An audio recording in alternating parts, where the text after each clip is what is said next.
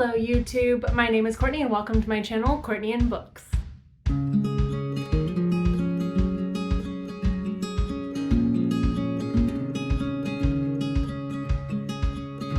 I am doing another wrap up, which makes me just so happy because I was in such a reading slump for such a long time, and that's why I wasn't doing any of the wrap ups because I felt like I wasn't reading enough books to make wrap ups, which I already said in the last video. We're gonna get on with it. Anyways, this is my February wrap up, and if all goes to plan, I will have it out on the 1st of March, which is awesome because my January wrap up wasn't released until the middle of February. I wanted this to be a fairly quick and easy video of all the books that I read in February, so I'm just gonna dive right into it without doing any tangents like I usually do. The first book that I read in February, and if you watched my last video, then you already know this and you already know my opinions on this book. That is Beast by Zavarelli, and it is the first in the Twisted Fairy Tales. Beast is a dark romance, and it follows the two points of view of Isabella and Javi. I elaborate a lot more on this book in my other video, which will be linked below, or you can just look at my channel. It was the last video I did on this channel. So we have Isabella, who is a music star. She's a pop star. She was kind of thrust into the role because she won a competition show, kind of like American Idol, so it was very quick, it was very sudden. She is in the spotlight all the time. Before the book starts, her father has gone missing, which has caused her a lot of stress, but on top of that, she's in the spotlight. She's constantly got paparazzi around her. She has a very pushy manager who also just wants to sleep with her, and it's all kind of a mess, and she's very depressed about it. She's very anxious about it, and she goes home for a while, like home for a while, just to kind of get away from all of it. Turns out her entire house has security cameras, which were installed by her very own stalker, Javier. Javier is somebody that Isabella is aware of. She doesn't really know what her father's work is. Growing up, he always spent time with this mysterious Javier. She's never met him. Her father always told her growing up that he was dangerous, to stay away from him. She kind of built up this complex, a lot of daddy issues, because she felt like her father was spending more time with Javier than he was his own daughter. So as a grown-up, after her father goes missing, she kind of just has this instinctual hunch that Javier has something to do with it. Not that she's going to seek him out because he's very dangerous, but it doesn't matter because Javier is completely stalking her for reasons unknown to the reader in the beginning of the book. He surveys her house, he watches her sleep, he has cameras in every single room. Straight up stalker. Sexy stalker.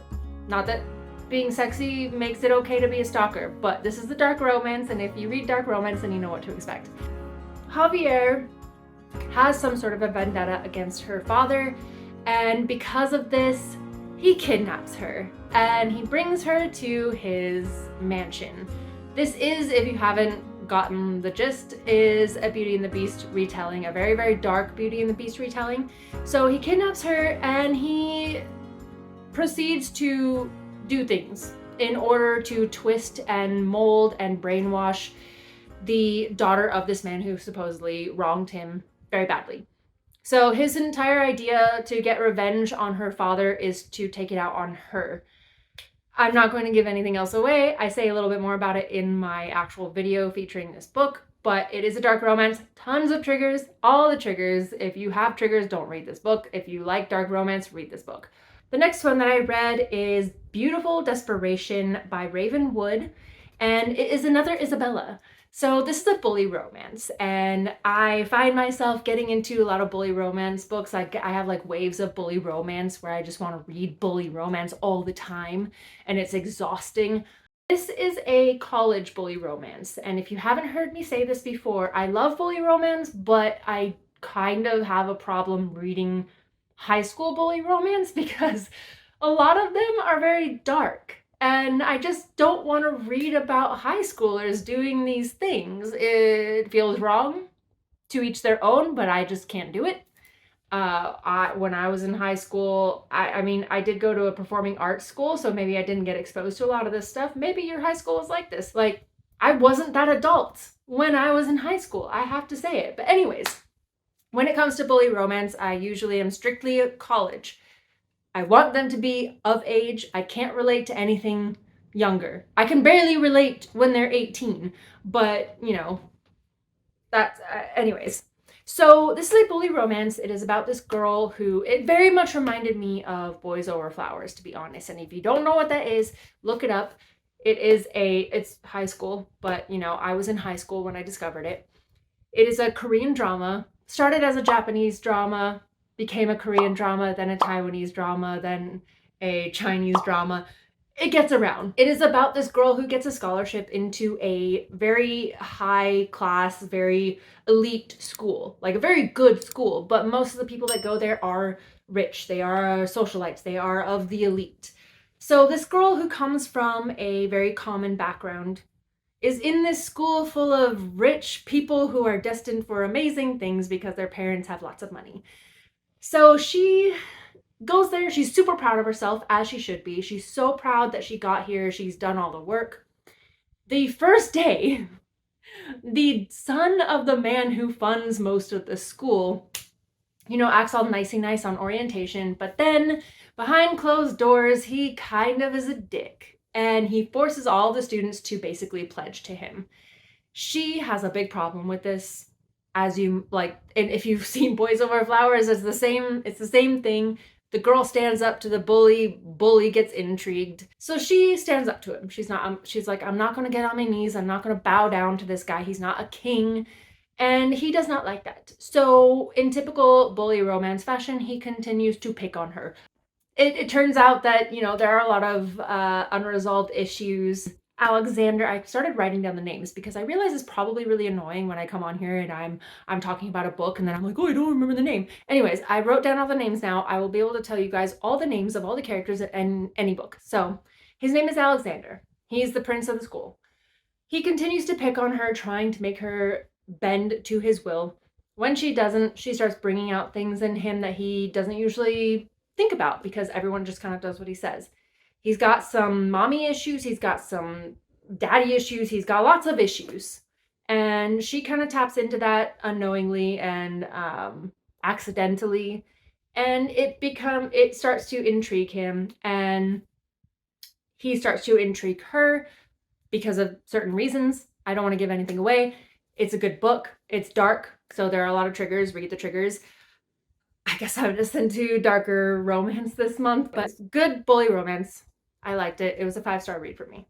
The next one that I read was very not dark romance, even though I said I've been very into dark romance.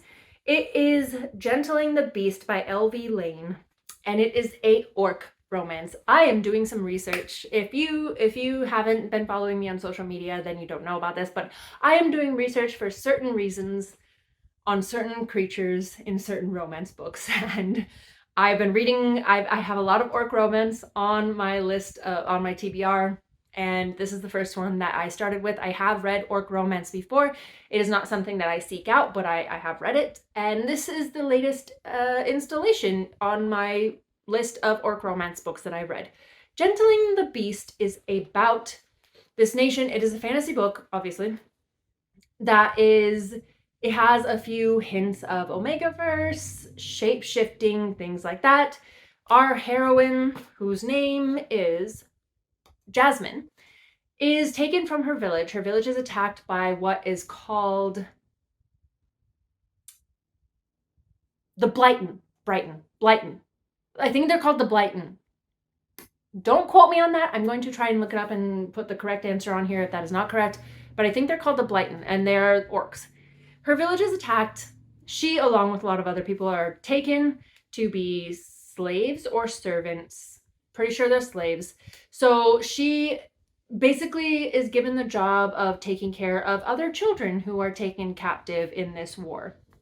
So that is her job as a captive of the Blighton. And there are a lot of orcs that kind of also work certain roles in this society, in this war-torn society. And one of them is this name, and a few other names in this book just made me laugh out loud. I did like this book. I want that to be known. I did like this book. I really enjoyed it. It was fun. It was sweet. It was everything that I think a lot of orc romance readers want in orc romance. The orc's name was Doug. I can't take that seriously. I can't take that name seriously because of the cartoon Doug. If you are somebody that grew up in the 90s, you know what I'm talking about. But Doug always makes me think of Doug. Anyways, that is beside the point, but his name is Doug. He is a pure white orc. He is an outcast. He cannot speak. He has certain mutilations that he's very self-conscious about because of certain things that happened to him in his younger years. He is half shapeshifter, and not just any shapeshifter, he is half alpha shifter. So his father was a alpha shapeshifter. And so he's kind of outcast because of all those things. Once our girl Jasmine is moved to a different camp, she starts to realize that she's kind of in danger. She's very vulnerable. And one of the women there kind of tells her, like, you know, the way we live here is you trade sexual acts for food or whatever. And the way that you get yourself safe is you mate yourself to an orc. And then you don't have to do all these things. Our girl Jasmine is very scared to do that. She's a virgin. I believe she had an arranged marriage before her town was attacked, but I might be getting that mixed up with another book that I recently read. She is almost assaulted by one of the human men in this camp. And our big white shapeshifty orc man intervenes. And she says that he's ugly. Like, she's not really physically attracted to him to begin with, or in the beginning, but he did save her. So she is attracted to him in that sense. And she kind of eyeballs him and it says, if I'm going to get a mate, it's going to be him. He seems very gentle. He seems very protective. And he's the one I want. So she starts to pursue him. And he is very shy, but also extremely protective of Jasmine very, very early on. Like, he gets very possessive. It's a very, very much touch her and die kind of book. So she decides she wants him to be her mate. And he decides, obviously, like, he loves her. He adores her. She's like an adorable little curvy woman. But he also has some, like I said, insecurities because of certain things that happened to him in his younger years. So when it comes to the bedroom, there's a lot that they have to get through, and she ends up being the instigator. She ends up being the one to push him past his boundaries, which I thought was really, really cute. And their relationship was just adorable. Like, I feel like that's a lot of the reason people read orc romance is because they're just like big teddy bears. But anyways, I thought it was cute. I have a lot more orc romance on my list, but I'm happy I started with that one. The next one that I read is Brix, and this is because I am in a bully romance phase and I'm looking for them. Brix is the first in the Rebels Havoc, and it is by Brooke O'Brien. This book is another bully romance. I wouldn't say it's as bully-ish as a lot of other bully romance out there, so if you're looking for straight bully romance, this isn't really it.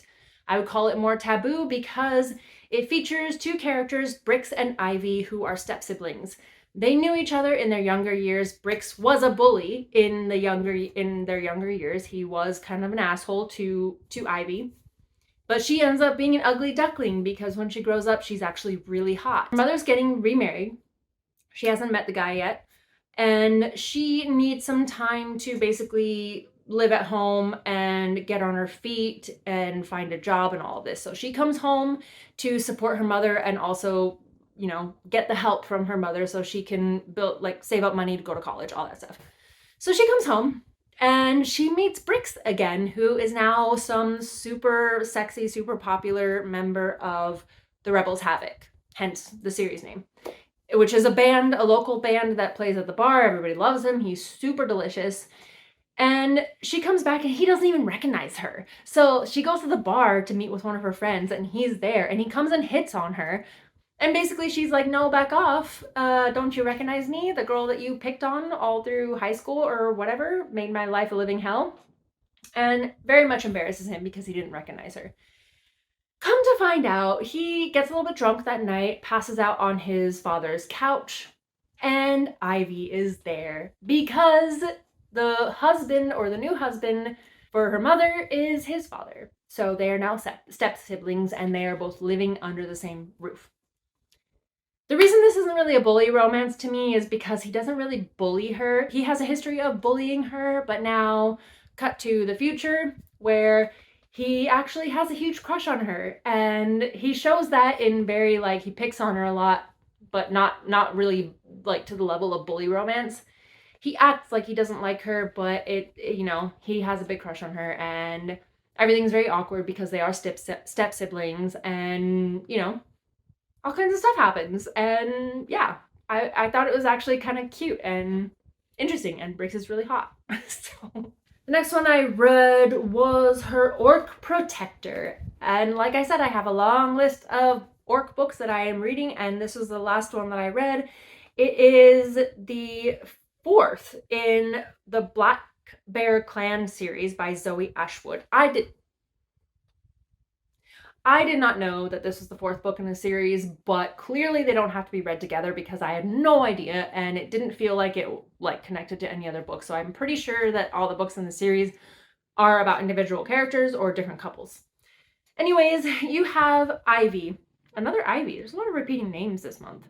You have Ivy, who is being accused of being a witch by her town. She does have minuscule powers, but she doesn't really use them for anything. She is a healer, but because her town is very superstitious, she gets prosecuted for being a witch, and she pretty badly punished. And this big orc man finds her in the woods in the midst of all this after the villagers have kind of left her beaten and injured and tied up. He finds her and he's like, "Hey, do you need some help?" And she's like, "Well, yes, I could use some help." So this orc is actually green, and I think this is the reason why I avoided a lot of like orc romance books, because when I think of green orcs, I am a WoW player. I'm a pretty heavy WoW player. And when I think of green orcs, I think of,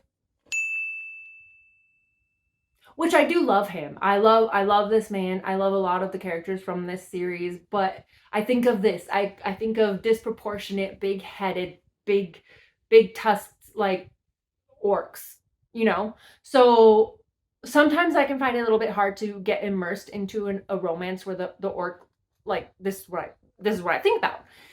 Anyways, I digress. So his name is Core, and Core finds Ivy and is like, "Hey, do you need some help?" He carries her to his little cabin in the woods, and he's very, very nurturing, very gentle, very like, you have the bed, I'll sleep on the floor kind of orc.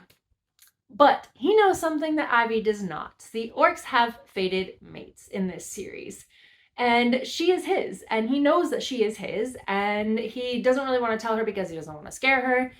He also has told her that witches in his society are not frowned upon or not looked down on like they are in human society, but she's still very hesitant to show him her abilities because she has been, you know, outcast and punished for them before. So she's living with him. She's like, "I have nowhere else to go. Where am I going to go? Where am I going to go back to town where everybody hates me?" She's taking the help that he is offering her.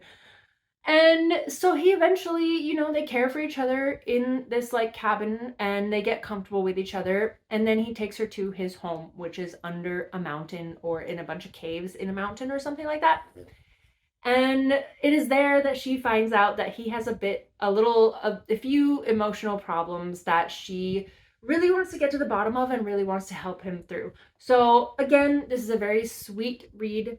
They're really adorable to each other. They're very loving toward each other. It's another cinnamon roll hero where he just wants to take care of her all the time, and it's really cute.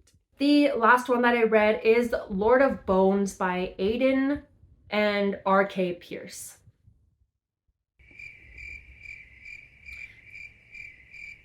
This one started out really, really good. The concept was great. So we have Raven, who is a grave robber. She is a career grave robber. That is what she does. She loves it. She's really good at it. And you have Belial, who is death, basically. He is the guy that ferries people to the underworld.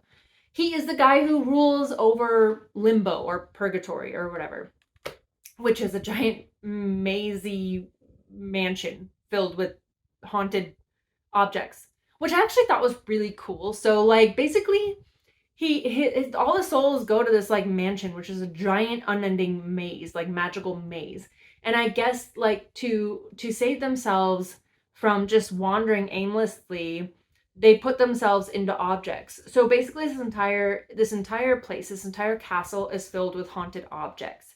Kind of like Beauty and the Beast, where you have like a talking candlestick. It's like that. Like every single object in this place has a soul in it. I thought that was awesome. Like there were a lot of things about this book that I really, really liked.